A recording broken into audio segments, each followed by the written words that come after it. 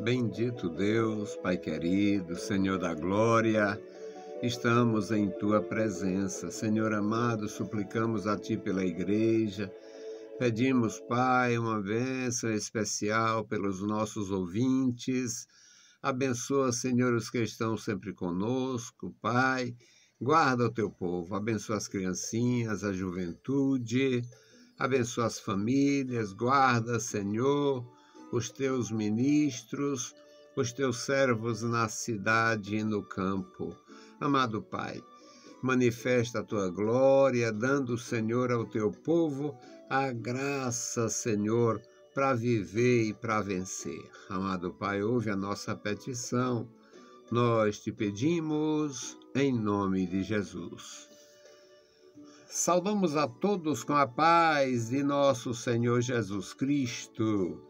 Voltamos para apresentar o programa Toca o Clarim, programa da Escola Teológica União e Crescimento, a Unicresce.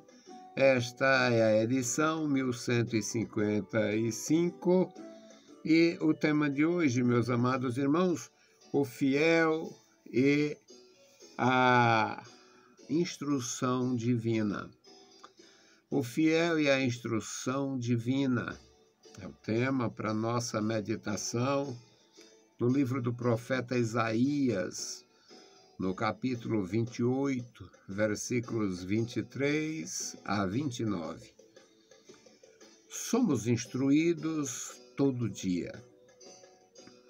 Eu tenho mais de meio século instruindo e sendo instruído. Todos os dias aprendemos. Aprendemos na palavra de Deus, aprendemos com os ministros de Deus, aprendemos com os nossos irmãos, com os nossos alunos, aprendemos com pessoas amigas, crentes e descrentes, aprendemos com crianças. Eu tenho a felicidade de aprender. Não desprezo o conhecimento, sempre buscando de alguma maneira ser mais útil à igreja, honrar o Senhor na minha missão, servir de alguma forma como instrumento de Deus na vida dos meus irmãos. Não tenho nenhuma virtude pessoal, a não ser a de perseverar, permanecer, reconhecendo a minha necessidade e dependência da parte de Deus. Dependo do Senhor Jesus, dependo do Senhor em tudo e me proponho a ser útil. Então vamos à leitura. Isaías 28, é o capítulo 28, versículos 23 a 29. Inclinai os ouvidos e ouvi a minha voz. Atendei bem e ouvi o meu discurso. Porventura lavrará todo dia o lavrador para semear? Ou abre e desterroa todo dia a sua terra? Não é antes, quando já tem nivelado a sua superfície, então espalha nela a ervilharca e semeia o comínio, ou lança nela do melhor trigo, ou cevada escolhida, ou centeio, cada qual do seu lugar? O seu Deus o ensina e o instrui acerca do que há de fazer. Porque a ervilharca não se trilha com trilho, nem sobre o comínio passa roda de carro. Mas com uma vara se sacode a ervilharca, e o cominho com um pau. O trigo é esmiuçado, mas não se trilha continuamente, nem se esmiuça com roda de carros, nem se quebra com os seus cavaleiros. Até isto procede do Senhor dos Exércitos, porque é maravilhoso em conselho e grande em obra. Louvado seja para sempre o nosso Deus. Querido Senhor, lemos a Tua palavra, pedimos a Tua graça, a Tua instrução. Opera no nosso coração, nos dá, meu Senhor, a Tua proteção, nos dá entendimento. Abençoa os nossos ouvintes, nossos ajudadores, intercessores. Toma, Senhor, em Tuas santas mãos as nossas vidas. Pai bondoso, Senhor da glória, ouve a nossa oração. Nós oramos em nome de Jesus. Louvado seja o nosso Deus para sempre. Meus amados irmãos, neste pequeno texto nós aprendemos uma coisa: a importância da instrução. O nosso Deus, na antiga aliança, através dos profetas, através dos seus ministros, Deus deu instrução e formou uma nação que, apesar de pequena, era a nação mais instruída da terra. A nação instrumento de Deus. Uma nação muito pequena. Israel foi sempre uma nação muito pequena. Mas Israel se colocou para o mundo inteiro na frente ou à frente dos gregos. Os gregos se destacaram bastante.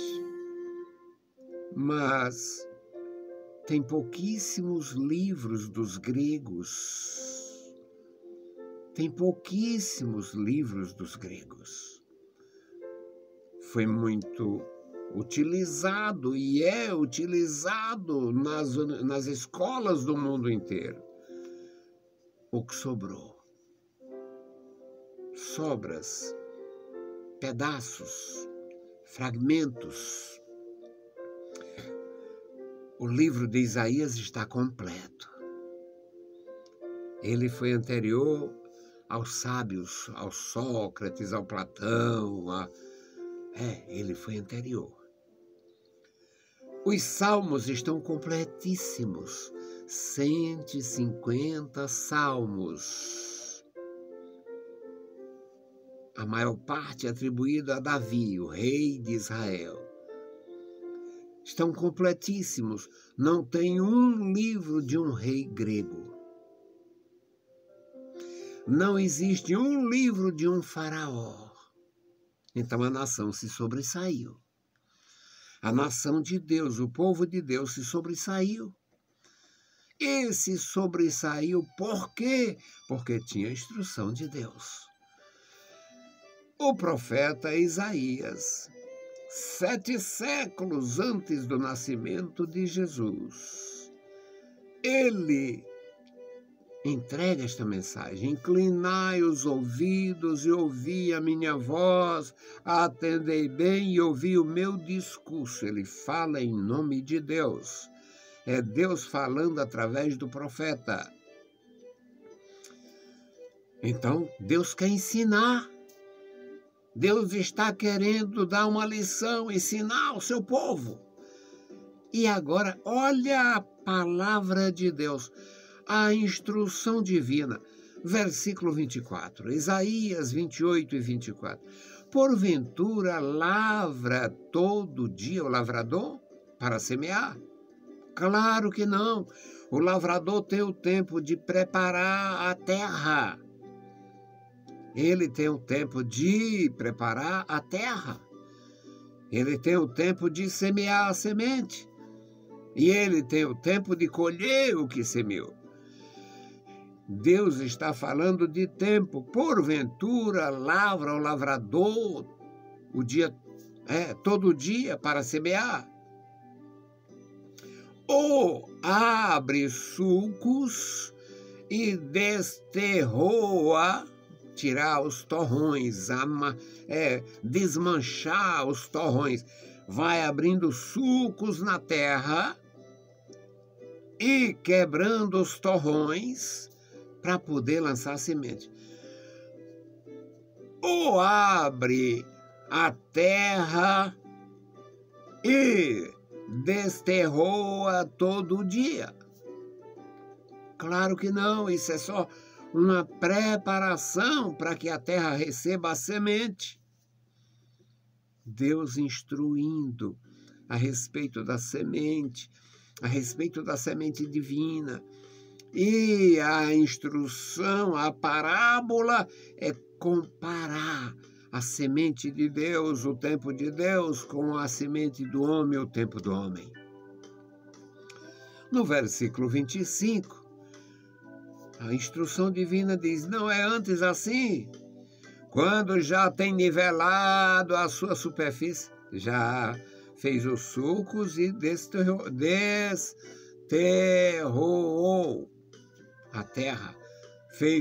Abriu as leiras, os sulcos e desmanchou os torrões, preparando a terra.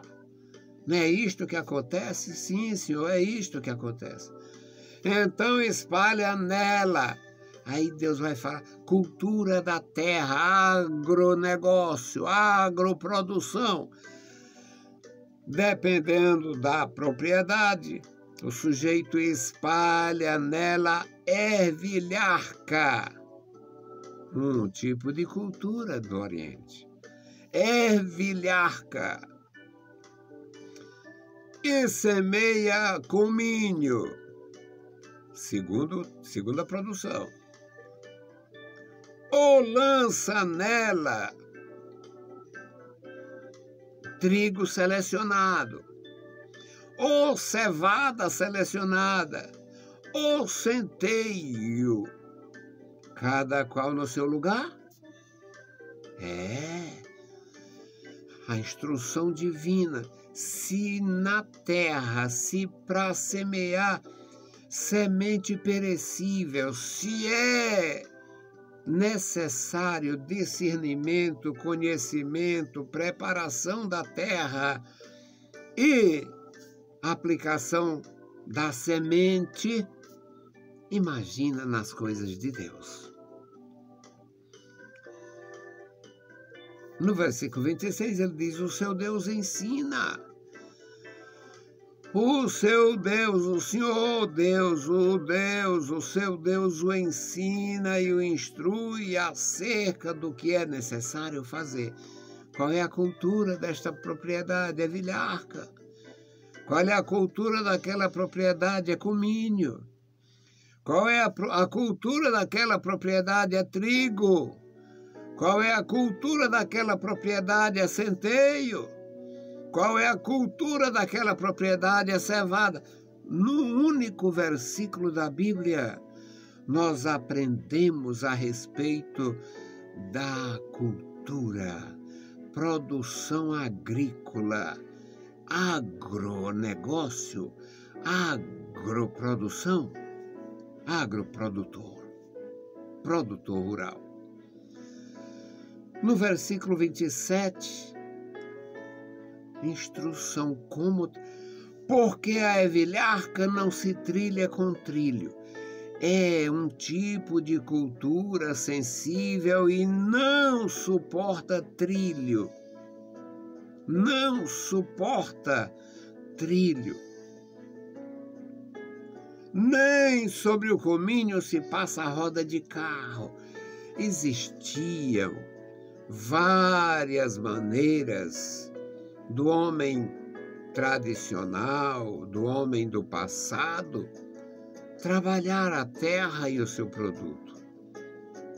Para trabalhar determinada cultura, eles botavam naquele lugar vasto e com o carro de boi passando para lá e para cá, até sair toda a palha, até moer toda a palha. Carro de boi, o boi passando, indo e voltando, até hoje é uma máquina, todo processo rapidinho, prático. A máquina já tem um lugar para colocar o saco, já sai a saca na medida de tantos quilos. Na época era feito assim, tudo manual, sacrificado. Coloca-se o produto numa área vasta e o boi fica passando por cima com o carro de boi, trilhando. Mas Evilharca não suporta isto. Evilharca não dá para fazer isto. Só dá para fazer isto em determinada cultura. O trigo dá para fazer até certo ponto. Então, Deus ensinando através da sua palavra a cuidar da terra, a plantar a terra e cultivar e colher. Porque a evilharca não se trilha com trilho, nem sobre o comínio passa roda de carro. Mas com uma vara se sacode a evilharca. Isso aqui era aquele tipo de ciranda. Batia a evilharca com a vara, batendo levemente, e depois sacode para o alto, para o vento levar a palha. Mas com a vara se sacode a evilharca, e o comínio com um pau, uma vara menor ainda.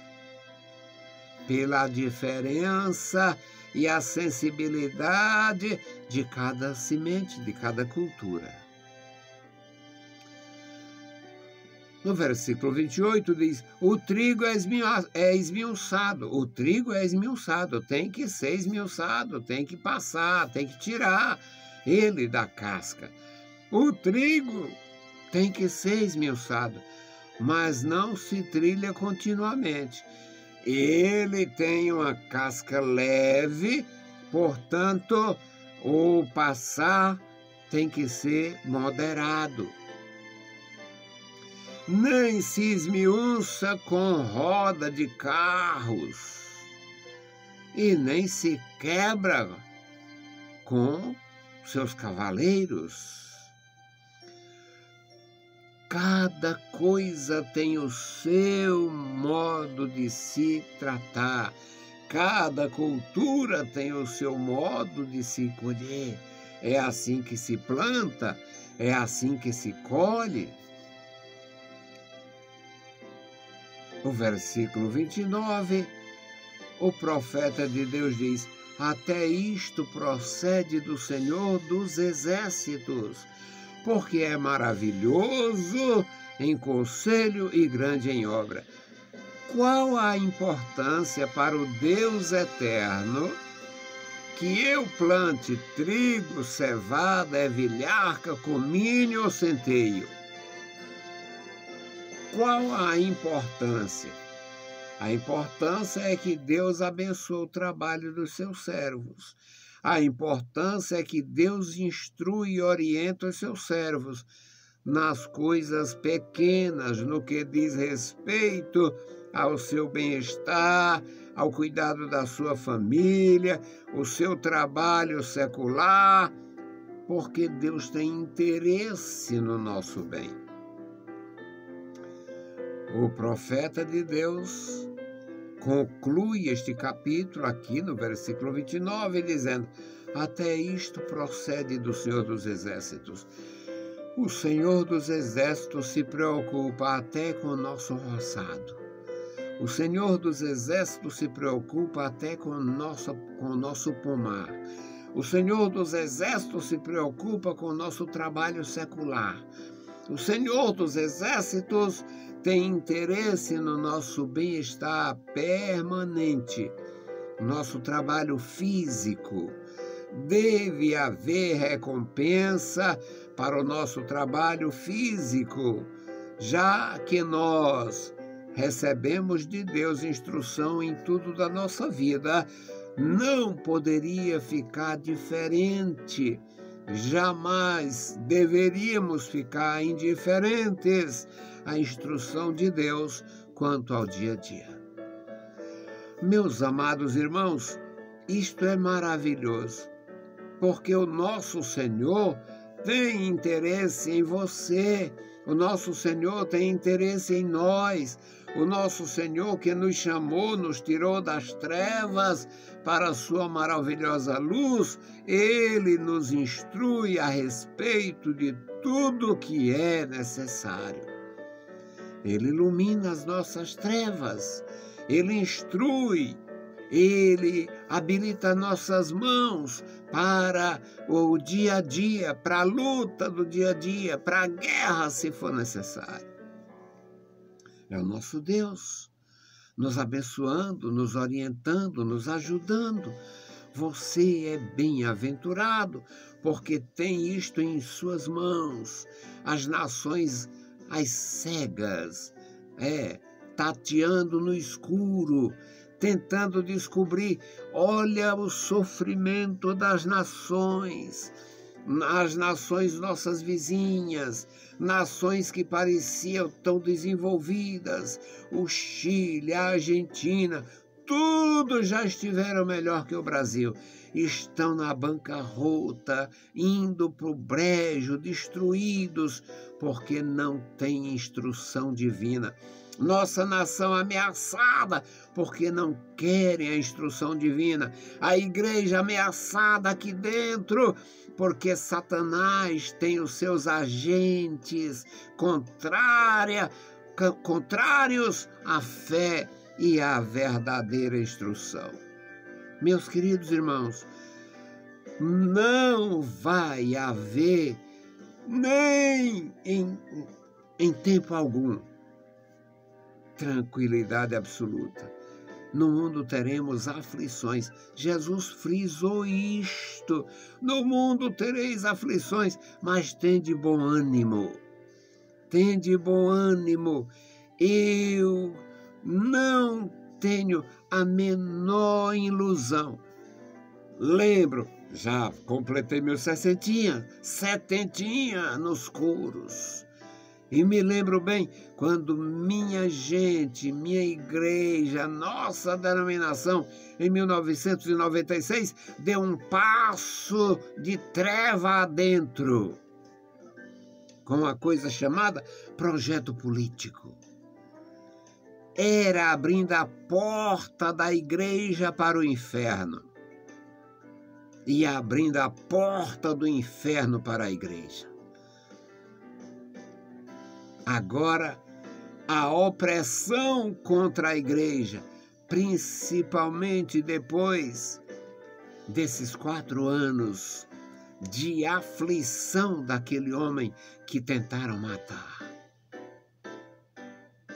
Agora, perseguição, amordaça, querem amordaçar a igreja, vão perseguir, vão fazer todo mal contra a igreja.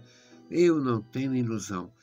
Nos idos anos de 1996, eu me posicionava contrário a esse projeto mesquinho e maligno de fazer deputado da igreja para defender a igreja. A igreja de Jesus Cristo não precisa de deputado, precisa de poder. E não é poder político. Se nós não tivéssemos sido conduzidos por esse caminho estranho, a igreja não tinha aberto as portas para o inferno, não tinha recebido bêbados no púlpito da igreja do Senhor, em plena Santa Ceia, como eu vi aqui em Fortaleza. Não haverá tempo que a igreja esteja isenta do sofrimento, mas o nosso Deus continua. Inclinai os ouvidos e ouvi a minha voz, atendei bem e ouvi o meu discurso. Atendei bem e ouvi o meu discurso, porque o Senhor ensina e instrui acerca do que é necessário fazer, do que se há de fazer.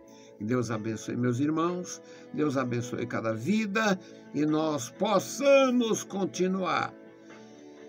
Eu não abro 1 milímetro, não cedo 1 milímetro. O inimigo vai atingir, vai atacar, vai ofender e a gente vai simplesmente entender. O mundo não trata bem a igreja, porque a igreja é do Senhor e não do maligno.